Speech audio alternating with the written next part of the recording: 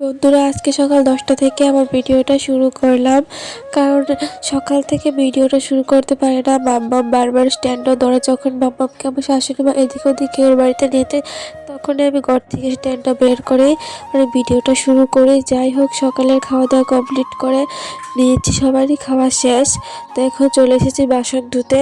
তো আশা করি আমার প্রিয় বন্ধুরা সবাই ভালো আছো। আমিও মোটামুটি ভালো আছি, বেশি ভালো নেই। অনেকটা ঠান্ডা লেগে গেছে, ঠান্ডা লেগে সর্দি ধরে গেছে। তার জন্য ভালো করে কথাও কিন্তু আমি বলতে পারছি না। নিশ্চয়ই তোমরা আমার ভয়েসটা শুনে বুঝতেই পারছো। আর দেখো, আসে কিন্তু অনেকটাই রৌদ্র উঠেছে, রৌদ্র তেজও আছে, কিন্তু অল্প অল্প বাতাসও আছে। এতটাও গরম লাগে না, বাতাসটা অনেকটাই ভালোই লাগে। জানো বন্ধুরা, আজকে ঘুম থেকে উঠে দেখি অনেকটা রৌদ্র উঠে গেছে। আমি ভাবলাম আজকে মনে অনেকটা বেলা হয়ে গেছে। তারপরে দেখি না, 6টার দিকে ঘুম থেকে উঠেছি। আমি প্রত্যেক দিনের প্রায় 6টার দিকেই ঘুম থেকে উঠি, কিন্তু প্রত্যেক দিন তো আর রৌদ্রে উঠে না। আজকে ঘুম থেকে ওঠার পরে দেখি যে রৌদ্রে উঠে গেছে। তো প্রত্যেক দিনে ভাবি যে আরও সকালে ঘুম থেকে উঠবো, 5টা 5:30 দিকে উঠবো, কিন্তু পারি না। কারণ মাম্মাম আমি যে টাইমে ঘুম থেকে উঠবো, ও আমার সঙ্গে সঙ্গে ঘুম থেকে উঠতে হবে। আমি 5টার সময় উঠলে ও 5টার সময় উঠবে, আমি 6টার সময় উঠলে ও 6টার সময় উঠবে, এরকম আর কি। তার জন্য আমি আরও সকালে ঘুম থেকে উঠতে পারি না। আগে আর অনেকটা সকালে ঘুম থেকে উঠতাম।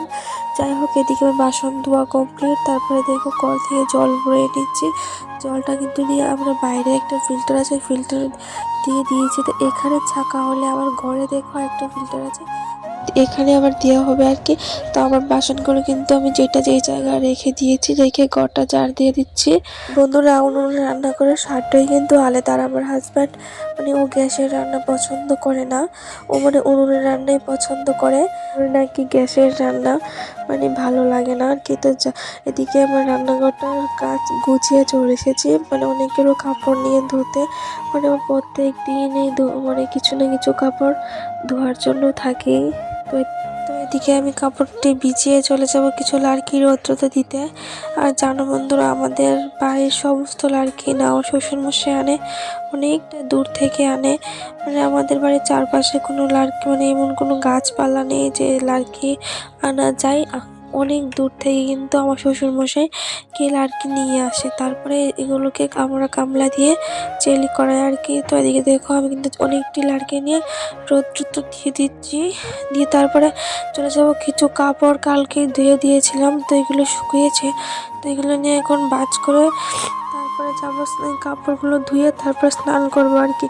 তো এদিকে আমার কাপড়, আমার মেয়ের, আমার হাজব্যান্ডের কাপড় সবগুলোই কিন্তু আমার ভাঁজ করা হয়ে গেছে। কিন্তু রৌদ্রতে আরও কাপড় আছে, সেগুলো এখনও শুকায়নি। যে কাপড়টি শুকিয়েছে, তো তাড়াতাড়ি করে সেগুলি ভাঁজ করে নিচ্ছে। আর কাজগুলো কিন্তু আমি তাড়াতাড়ি করছি, কারণ মামাম চলে আসলে ওকে স্নান করে ঘুম পাড়াতে হবে। তো আমি এখন চলে যাব স্নান করতে।